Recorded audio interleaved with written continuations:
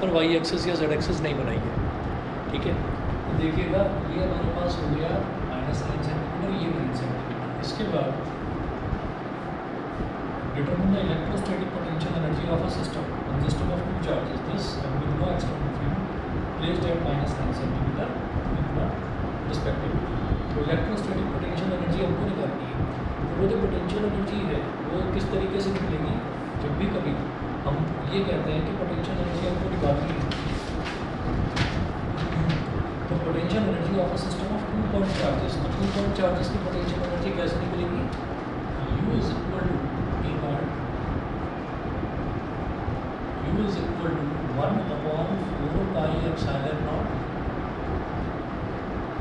Q1 upon R, Q1 Q2 upon R। सिर्फ ये था 2 पॉइंट चार्जेस के लिए, 3 के लिए, 4 के लिए, उसके लिए अलग अलग था।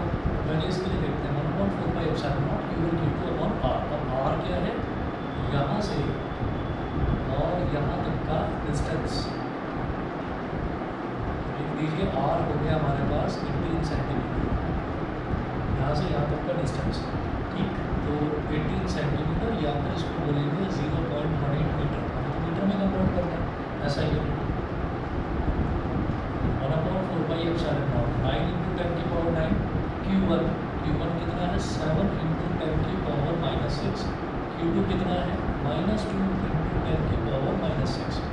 मैंने आपको बताया कि अगर हमारे पास पोटेंशियल एनर्जी ये अगर चैप्टर आता है ना, तो इसमें जब भी कोई क्वेश्चन आएगा तो आपको Q1 और Q2 की वैल्यू उनके साइन के साथ लिखनी है, ठीक है। तो इसलिए -2 × 10 की पावर -6 लिखती है। R यानी कि 0.18 पॉइंट में अब ऊपर 100 आ गया, 9 × 9 9 × 2 18 और इस 2 से 18 कैंसल आउट हो गया और U की वैल्यू कितनी आ गई 7, वो भी -7 × 10 की पावर 9 और ये कितना हो गया 10 की पावर 2, 9 + 2 और ये -6 -12 हो गया, -7 × 10 की पावर 9 + 2 11 - 12 10 की पावर -1 यानी कि -7/10 जूल। ये हो जाएगा माइनस का 0.7 जूल। बताइए जी, यहाँ तक क्लियर, माइनस का 0.7 जूल। तो ये पोटेंशियल एनर्जी होगी। अब वो क्या बोल रहे हैं, सेकंड पार्ट में पूछ रहे हैं how much work is required to separate the two charges infinitely away from each other, ठीक है।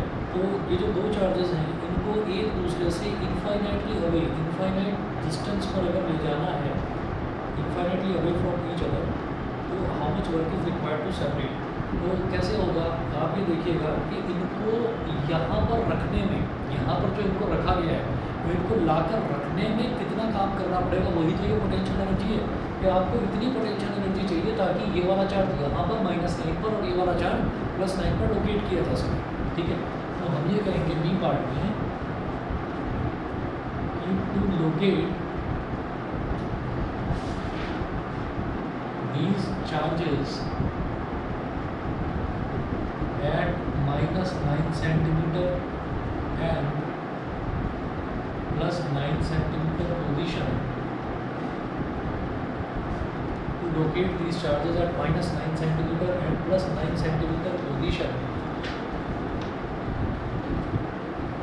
the potential energy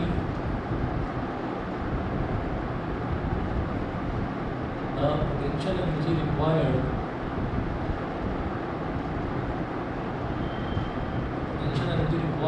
is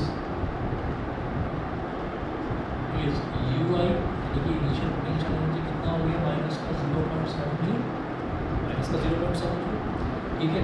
अब इनको कहाँ ले जाना है, इनफाइनाइटली अवे। पोटेंशियल एनर्जी क्योंकि both these charges infinitely away from each other, infinitely away from each other, इसको क्या बोलेंगे UF, और ये UF क्या हो जाएगा, मतलब इनिशियली तो हमने उनको यहाँ पर लाकर रखा, फाइनली हम उनको इनफाइनाइट डिस्टेंस पर ले जाना चाह रहे हैं, यानी कि इसको इस तरफ ले जाओ और इसको उस तरफ ले जाओ, मतलब दोनों के बीच का डिस्टेंस आपको इनफाइनाइट बना देना है। तो वो कैसे निकलेगा? वो हमारी एक तरह से फाइनल पोटेंशियल एनर्जी होगी 1/4πε0 Q1 Q2 अपॉन R की जगह क्या आ जाएगा? इनफाइनाइट। डिनोमिनेटर में अगर इनफाइनाइट आ जाता है तो कितना हो जाता है? 0। ठीक है, तो ये 0 दूर हो गया। और अब हम ये कहेंगे कि भाई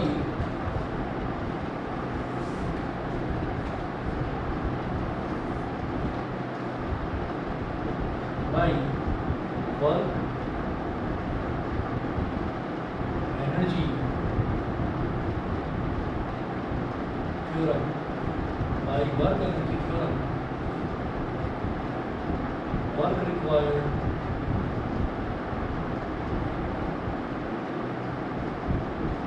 move the charges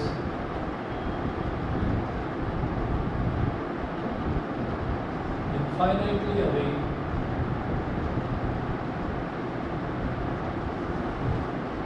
from each other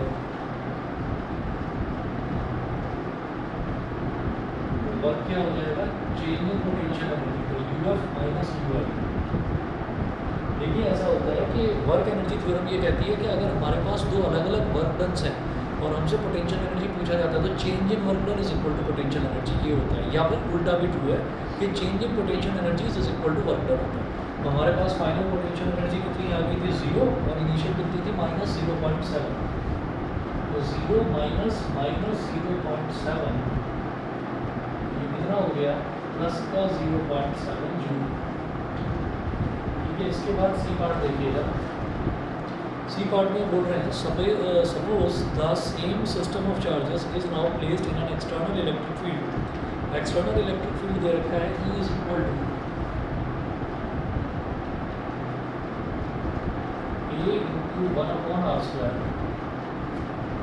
A into 1/r²। A की वैल्यू क्या है? 9 into 10⁵ coulomb per metre square.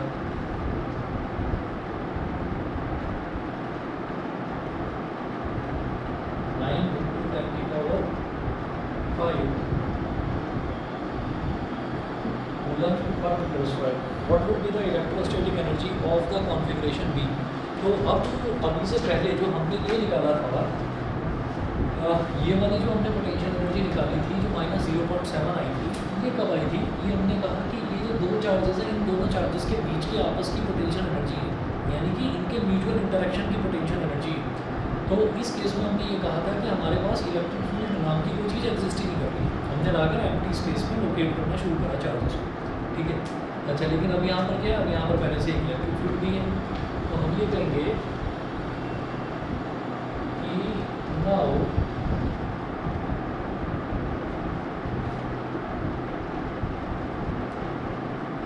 Electrostatic potential energy, now electrostatic potential energy will be क्या हो जाएगा?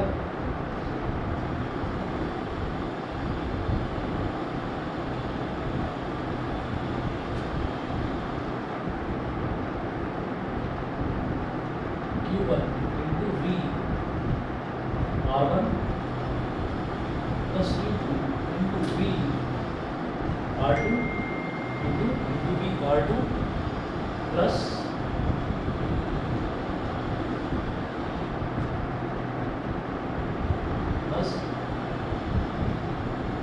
energy due to the mutual interaction of two charges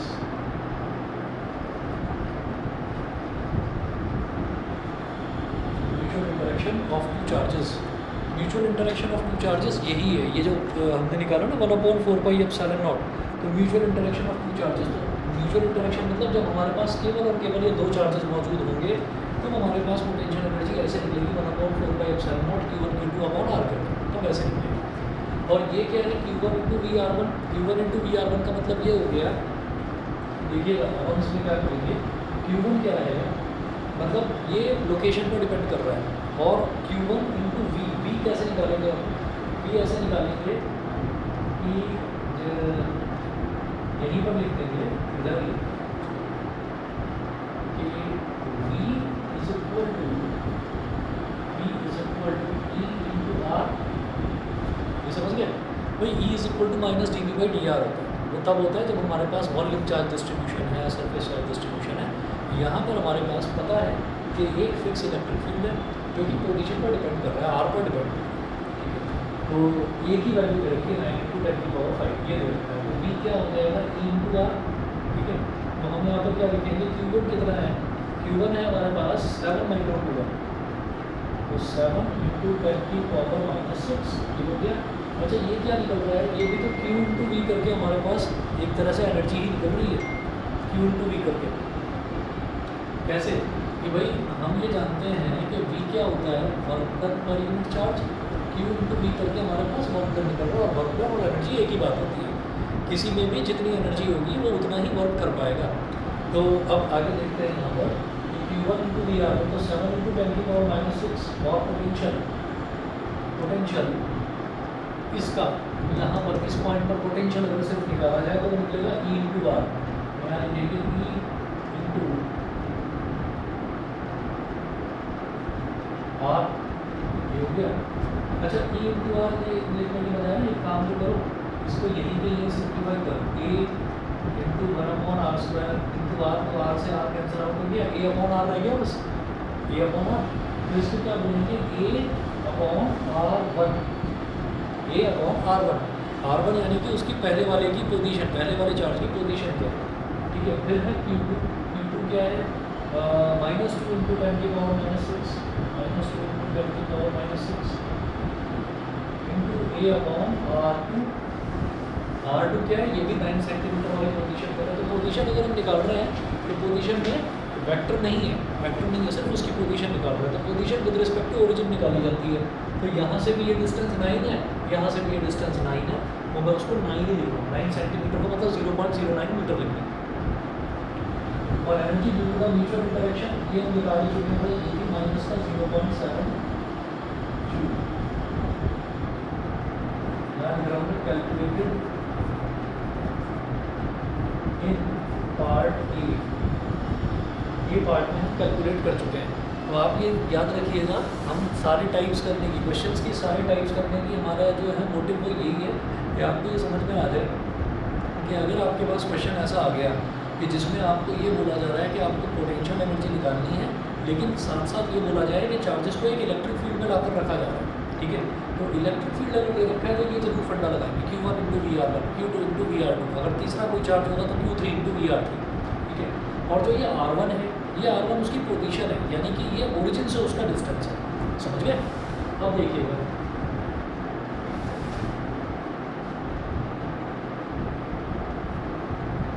अब यहाँ पर 10 की पावर -6 और A ये दोनों तो कॉमन आ रहे हैं पहले दूसरे टर्म में। मैंने क्या निकाला इधर, A इंटू 10 की पावर -6 ये कॉमन ले लिया। ठीक है, और ब्रैकेट में बचा हमारे पास 7/r1 प्लस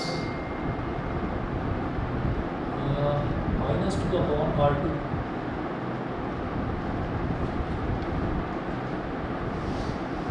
-2/r2, और ये प्लस माइनस माइनस, तो माइनस का 0.7, माइनस का 0.7। अब A की वैल्यू कितनी, 9 इंटू 10 की पावर 5,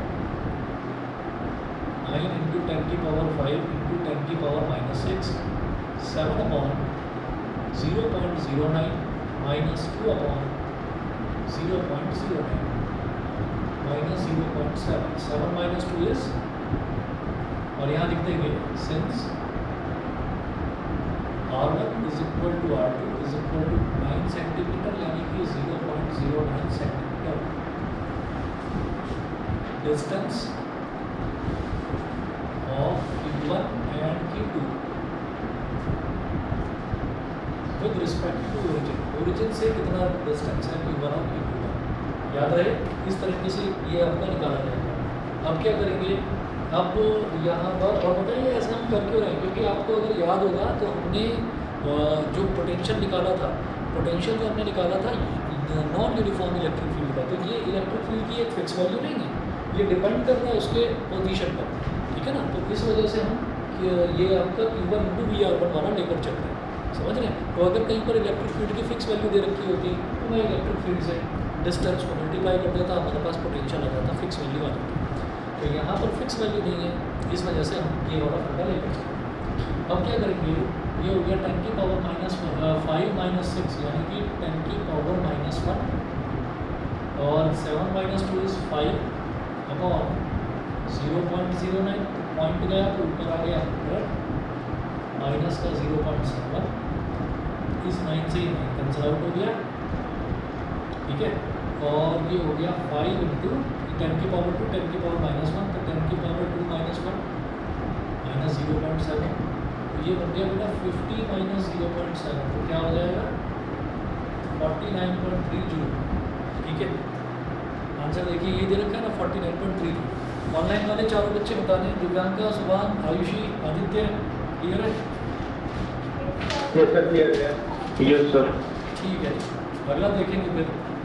अगला देखिए क्वेश्चन नंबर 2 है, इसमें है 4 charges are arranged at the corners of a square ABCD of side small d as shown in figure, side small d as shown in figure। अब इस क्वेश्चन में हमको एक फिगर दे रखी है,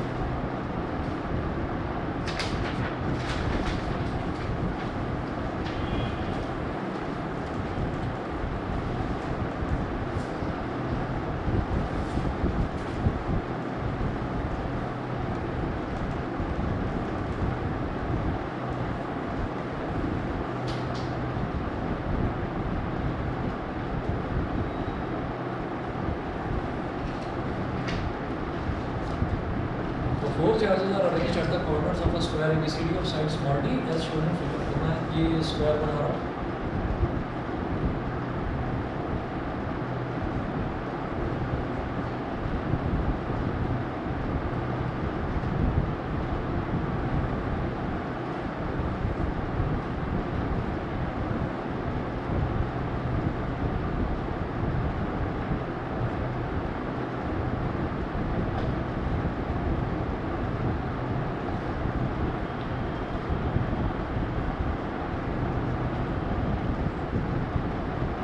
ABCD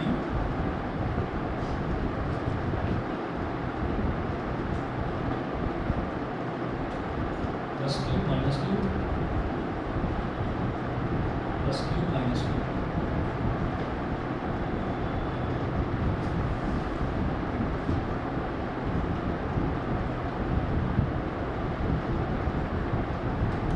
और ये जो स्क्वायर है इसकी साइड जो है वो स्मॉल d दे रखी है।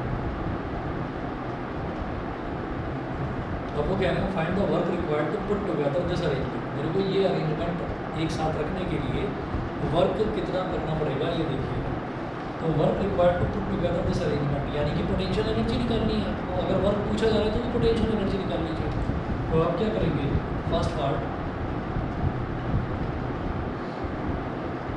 Work required to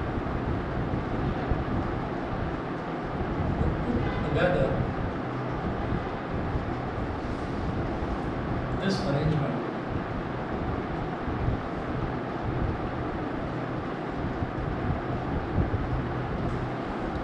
work required to put together this arrangement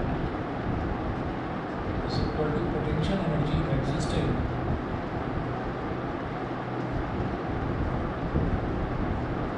between these four charges। Potential energy किस तरह से निकालेंगे, हम सारे पेयर निकालेंगे और सारे पेयर निकालकर उसको हाफ से मल्टीप्लाई करने के बाद, ठीक है। तो ऐसे करेंगे हाफ इंटू 1/4πε0, सभी में आएगा 1/4πε0। अब हमको क्या लेना है, QA QB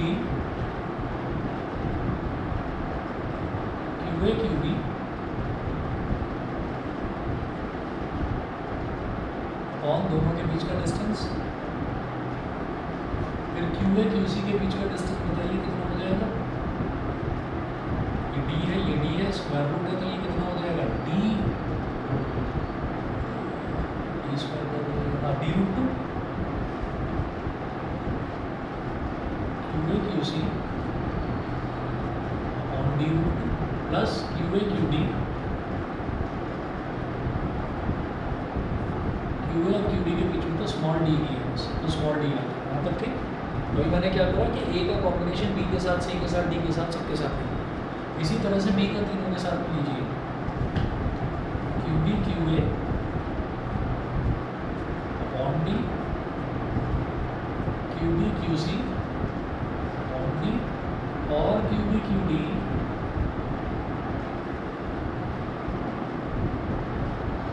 upon D root 2। B और डी के बीच में डिस्टेंस कितना है, डी रूट 2 प्लस अगला देखिएगा सी का सबके साथ, तो Q C Q A upon D root 2 plus Q C Q B, C और बी के बीच में D plus Q C Q D, Q C और क्यू डी के बीच में डी ही है। फिर उसके बाद सी का तीनों के साथ लेंगे, ऐसे डी का तीनों के साथ लेंगे, तो Q D Q A upon D, D और ए के बीच में स्मॉल डी डिस्टेंस है, plus Q D Q D upon D root 2 plus Q D Q C upon D. ये हो गया, ये ब्रैकेट क्लोज हो गया। अब इसके बाद देखिएगा कि यहाँ पर कुछ टर्म्स में हम रिपीट हो रही है, दो बार होती है, जैसे Q A Q B upon D, Q A Q D upon D, इसको दो बार कर देंगे। बाहर तो हाफ से करा ही है, half into 1/4πε0 twice of Q A Q B upon D. हल्का हल्का सा टिक लगा लो इस पर, दोनों टर्म्स मैंने ले ली। फिर क्यू ए क्यू सी देखेंगे तो Q A Q C upon D root 2 एक बार और Q A Q C upon D root 2 दूसरी बार, तो 2 into Q A Q C upon D root 2 plus ये दोनों हो गए। फिर Q A Q D upon D एक बार और Q A Q D upon D दूसरी बार, तो twice of Q A Q D upon D. उसके बाद अगला देखेंगे Q B Q C upon D एक बार, Q B Q C upon D दो बार, twice of Q B Q C upon D, ये हो गया। फिर Q B Q D upon D root 2, Q B Q D upon D root 2 एक बार और Q B Q D upon D root 2 दूसरी बार, twice of Q D upon D root 2 plus Q C Q D upon D, Q C Q D upon D, तो twice of Q C Q D upon D. बताइए जी, clear?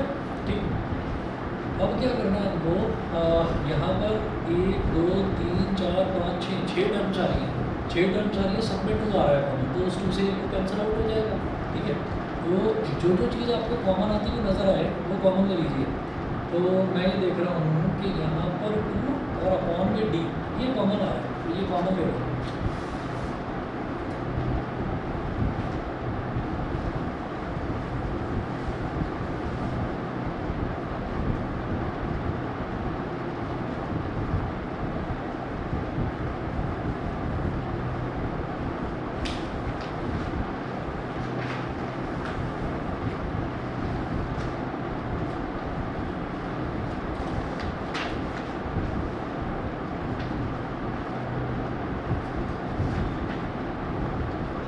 Into 1/4πε0 into 2 upon D, ये आपने common ले लिया, 2 निकाल लिया, denominator का डी निकाल लिया।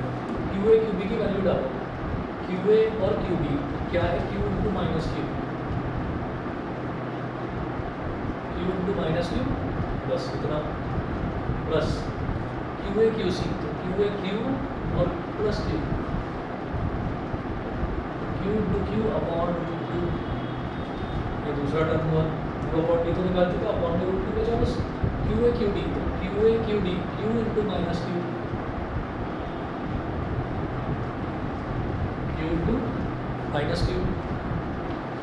प्लस वही order Q B Q C, Q B है माइनस क्यू और क्यू सी है plus Q,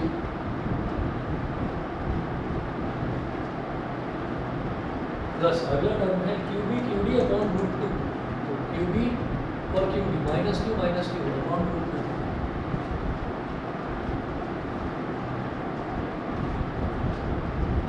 minus Q upon root 2, और उसके बाद QD अपॉन D, तो QC है प्लस क्यू और QD है माइनस क्यू, तो Q minus Q upon D।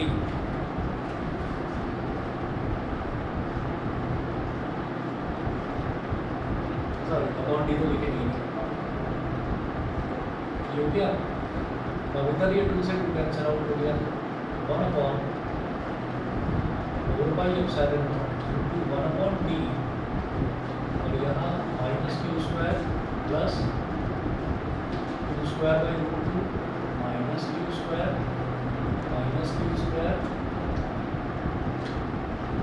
Plus Q square upon root 2 और माइनस का क्यू स्क्वायर, ये आ गया हमारे पास। ठीक, इसके बाद देखिएगा कि सब क्या है, माइनस का Q square upon 4 pi epsilon not, ठीक क्यों नहीं है?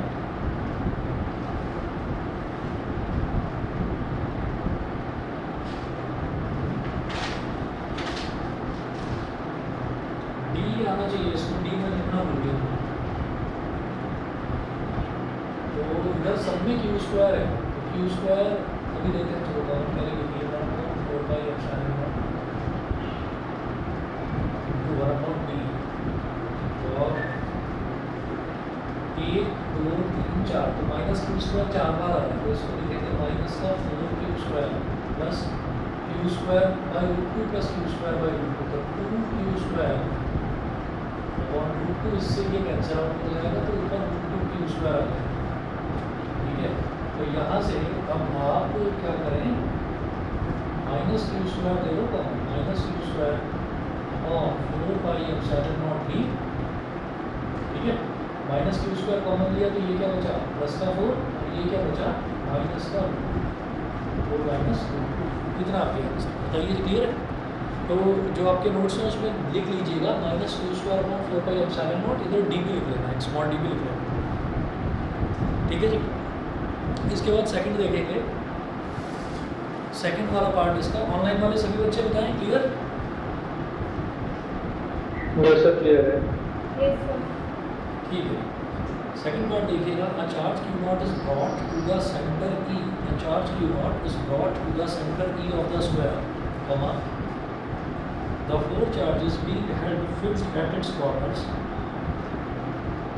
a charge Q naught is brought to the center E of the square, the 4 charges being held fixed at its corners, how much extra work is needed to do this, how much extra work is needed to do this, मेरे को देखना है कि मैंने ना एक नया charge Q not वो लाकर यहाँ पर इसके ना सेंटर पर रख दिया, जहाँ पर दोनों डायगोनल्स जो है वो इंटरसेक्ट कर रहे हैं, तो वहाँ पर लाकर अपने एक नया चार्ज रख दिया।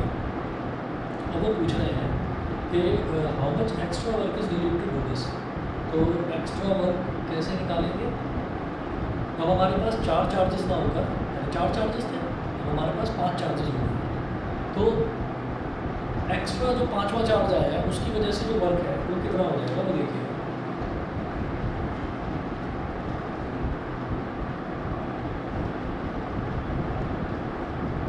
Extra work required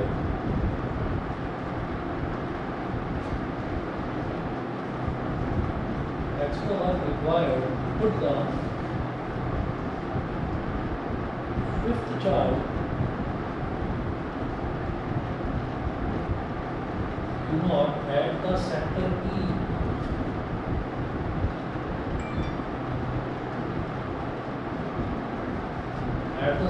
E of the square,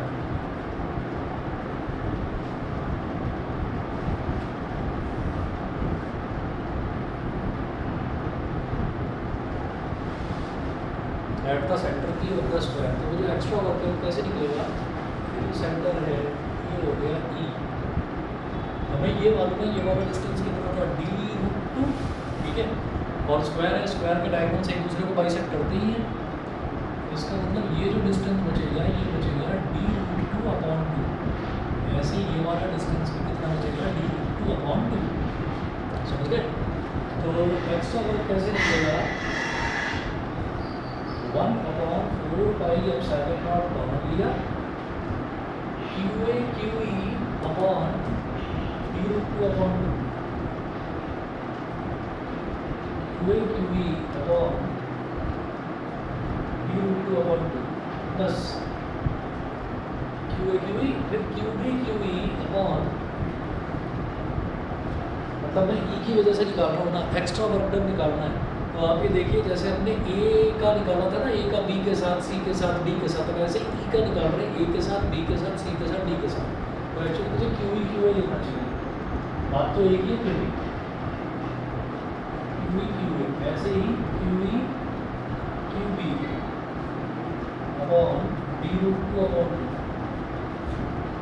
plus QE QC upon d√2/2 plus QE QB upon d√2/2, ये हो गया। तो d√2/2 जो डिनोमिनेटर पे आ रहा है ये तो कॉमन लिया जा सकता है, बाहर निकाल लीजिए और बाकी सबकी वैल्यूज डाल दीजिए।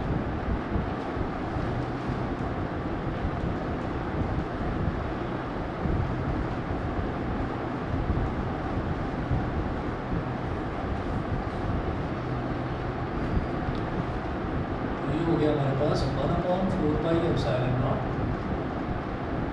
और अपॉन में d√2/2 QE QA, QE यहाँ पर चार्ज क्या रखना था, Q0 इंटू प्लस का Q, Q0 इंटू प्लस का Q plus QE QB Q0 into minus का Q, हाँ मिले माइनस का, जरूरत पड़ेगी नहीं उसकी, छोड़ो वैसे ले सकते थे कॉमन, चलो कॉमन ही निकाल, QE कॉमन निकाल लिया, हमारे पास क्या बचा QA plus QB plus QC plus QD। अब QA क्या है प्लस Q, QB क्या है माइनस Q, QC क्या है प्लस Q और QD क्या है minus Q plus Q minus Q plus Q, सब कैंसिल आउट हो गया। तो ब्रैकेट के अंदर क्या आया 0 इंटू एनीथिंग इज 0, तो इस वजह से 0 है इसका आंसर, ठीक है। चलिए जो थर्ड देखिएगा, 3 point charges plus 2Q and minus 3Q are placed at the vertices of an equilateral triangle ABC of side L as shown. If these charges are displaced to the midpoints A1, B1, C1 respectively, find the amount of work done in shifting the charges to the new location. Find the amount of work done in shifting the charges to new locations. तो सुनिएगा, सबसे पहले जो हमको ये एक triangle दे रखा है, तो इस ट्राइंगल के हिसाब से हम ये देखेंगे कि ट्राइंगल के वर्टिसेस पर 3 चार्ज लोकेट करने हैं हमको। तो शुरुआत वाली पोटेंशियल एनर्जी निकालेंगे UI, ठीक है। फिर इन चार्जेस को उठाकर हम इनके मिड पॉइंट्स पर A1, B1 और C1 पर रख देंगे, तब हम निकालेंगे पोटेंशियल एनर्जी, वो UF हो जाएगा, UF माइनस UI करेंगे तो ये आ जाएगा find the amount of work done shifting the charges to the new locations, ठीक है ना। उसको शिफ्ट करेंगे, जैसे आप देखिए शुरुआत वाले क्वेश्चन में देखा था -9 सेंटीमीटर प्लस 9 सेंटीमीटर पर रखा था चार्जेस को, तो वो तो इनिशियल पोटेंशियल एनर्जी होगी। फिर ये कहा कि अब इनको इनफाइनाइट डिस्टेंस पर ले जाएंगे, तो वो फाइनल पोटेंशियल एनर्जी होगी। दोनों का डिफरेंस निकाला तो हमारे पास क्या आ गया कि एक्स्ट्रा अमाउंट ऑफ एनर्जी कितनी है। तो देखिएगा इस क्वेश्चन में A, B और C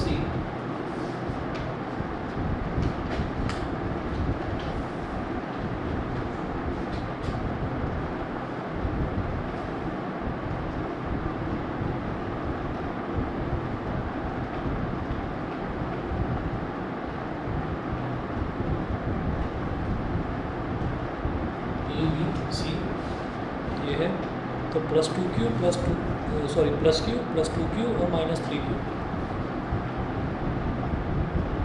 plus Q plus 2Q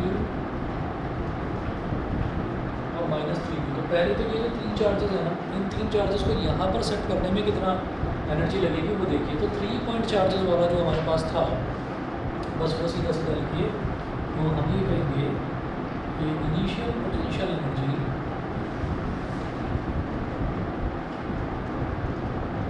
initial potential energy, हाँ जी, साइड कितनी दे रखी है इसकी, equilateral triangle of side L, तो ये वाला डिस्टेंस भी L है, ये भी L है और ये भी L। Initial potential energy locate these charges at A, B and C, locate these charges at A, B and C is equal to, इसमें तो हाफ वाला कंसेप्ट नहीं लगा रहा हूँ क्योंकि 2 पॉइंट चार्जेस का तो हमें पता ही है और 3 वाला भी पता है, तो वो सीधा सीधा लिख लेंगे। क्या होता है 1/4πε0 QA QB, QA और QB के बीच का distance L, QA QB upon L, ऐसे ही QA QC, तो QA और QC के बीच का डिस्टेंस L, तो एक चार्ज था A, तो उसका B के साथ और C के साथ कॉम्बिनेशन निकाल लिया, फिर उसके बाद B का निकालेंगे तो QB QA वो तो ऑलरेडी हो चुका है, वो लिखने की जरूरत नहीं, QB और QC वो लिखेंगे, QB QC अपॉन L। ऐसे ही अब C का देखेंगे तो QC QA ऑलरेडी हो चुका है, QC QB ऑलरेडी हो चुका है, तो बस ये कर दिया, ठीक है। 3 चार्जेस वाला या 2 चार्जेस वाला आएगा तो उसके लिए तो हमने सीधा सीधा हमने देखिए 2 पॉइंट चार्जेस के लिए पोटेंशियल एनर्जी का फॉर्मूला डिराइव करा था, 3 पॉइंट चार्जेस के लिए करा था और फिर उसके बाद n पॉइंट के लिए करा था, तो 3 से ज़्यादा जितने भी आए उनमें वो हाफ वाला कॉन्सेप्ट लगाइएगा, ये जो हाफ वाला कॉन्सेप्ट था, 3 से ज़्यादा आ गए थे ना तो हमने हाफ वाला कॉन्सेप्ट लगाया, तो 3 से ज़्यादा आ गए 2 5 6 7 जितने भी आ रहे तो उसमें हाफ वाला कॉन्सेप्ट आप लगाइएगा। आगे चलते हैं, ये हमारे पास हो गया 1/4πε0 QA QB, हाँ जी कितना कितना प्लस का Q प्लस का 2Q, तो Q into 2Q upon L, QA QC तो प्लस का Q प्लस का माइनस का 3Q, Q into minus 3Q upon L plus QB QC, तो QB QC कितना है 2Q minus 3Q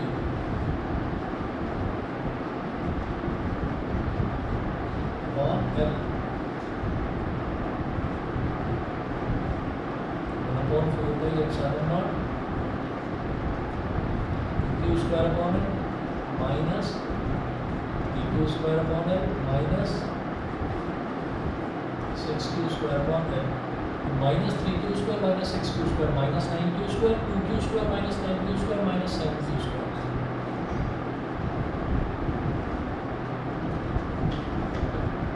minus 7Q square upon L, ठीक है। तो ये तो इनिशियल पोटेंशियल एनर्जी होगी। अच्छा, उसके बाद ये बोल रहे हैं कि if these charges are displaced to the mid points A1 B1 C1 respectively, अब ये जो A वाला चार्ज है इसको उठाकर अब हम A1 पर ले आए, A1 पर, और जो ये वाला चार्ज है इसको B1 पर,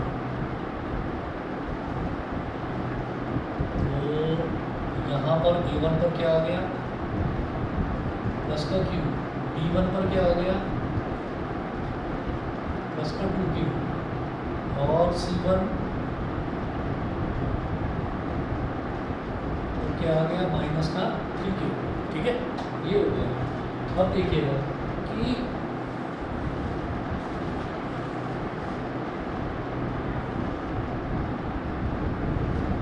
अब आपने 9th या 10th क्लास में कॉन्ग्रुएंट ट्रायंगल्स वाला कॉन्सेप्ट करा होगा, वो ट्रायंगल कॉन्ग्रुएंट करके प्रूव करके नहीं दिखाना है यहाँ पर आपको क्या करके दिखाना है, आप ये कहेंगे कि ये डिस्टेंस L था, मतलब क्या होता है कि अगर कोई भी एक ट्रायंगल दे रखा है उसके मिड पॉइंट्स हैं तीनों साइड्स के, तीनों मिड पॉइंट्स को ज्वाइन करके एक नया ट्रायंगल बना दिया, तो 1 2 3 4 ये चारों ट्रायंगल आपस में कॉन्ग्रुएंट होते हैं, ठीक है। ये 9th क्लास में कभी करा था, तो वो आपको करके नहीं दिखाना, आप सीधा यहाँ पर लिख देंगे कि ये डिस्टेंस भी कितना रह गया L/2, ये भी L/2 और ये भी L/2, क्योंकि कॉन्ग्रुएंट हो गया ना ट्रायंगल, तो जब ये वाला लेंथ L/2 है, ये वाला लेंथ L/2 है, ये भी L/2 L/2 L/2 L/2 सारे L/2, तो ये जो बीच वाले लेंथ्स हैं ये भी सारे L/2 ही होंगे। अच्छा जी, तो अब मैं ये देखूँगा कि अब ये A1 B1 C1 पर इसको लोकेट करने में पोटेंशियल एनर्जी कितनी लगेगी, फिर उनका डिफरेंस लेना पड़ेगा।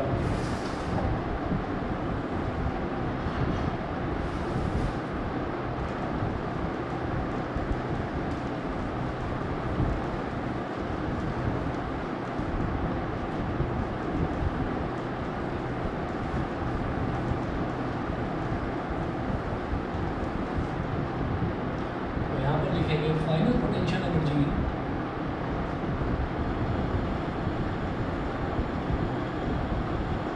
Potential energy to locate these charges at A1, B1 and C1 will be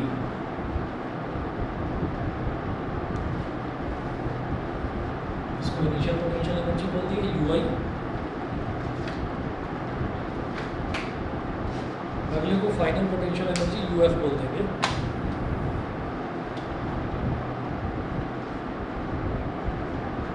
UF is equal to 1/4 pi epsilon naught QA1 QB1 upon L by 2 plus QA1 QC1 on L by 2 plus QB1 QC1 on L by 2।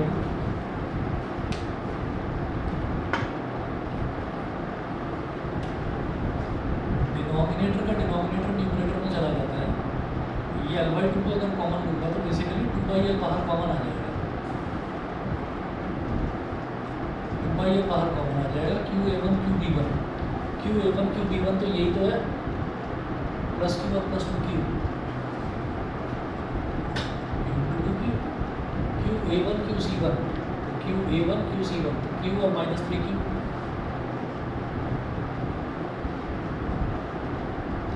QB1 QC1 तो plus 2Q minus 3Q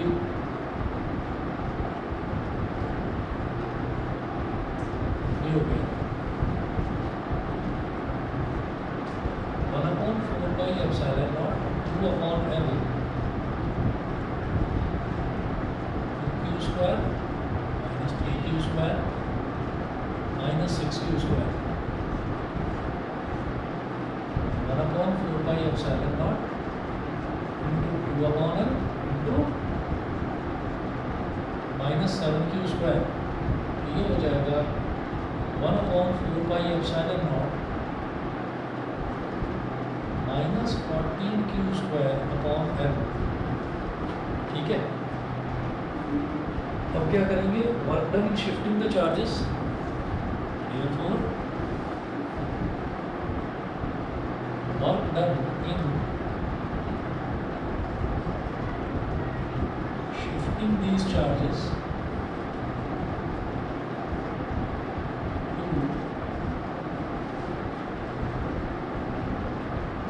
new locations A1, B1 and C1। ठीक है, तो क्या हो जाएगा, final potential energy minus initial potential energy. ठीक है ना, चेंज इन पोटेंशियल एनर्जी ही हमारे पास वर्क डन हो जाता है। तो UF माइनस UI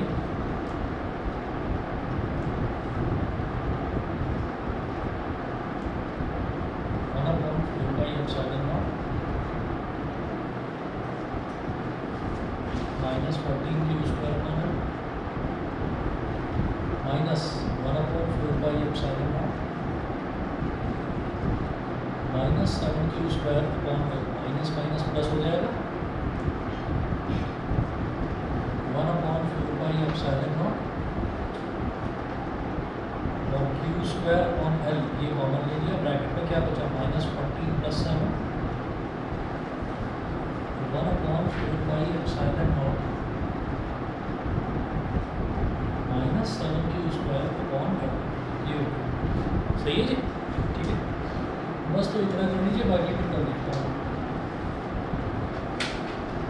एक अगला क्वेश्चन है, ये एक्सपीरियंस टॉर्क वाला क्वेश्चन है, एक क्वेश्चन है सीधा सीधा, चाहे तो करके देखो, हो जाएगा। u is equal to P cos theta से हो जाएगा।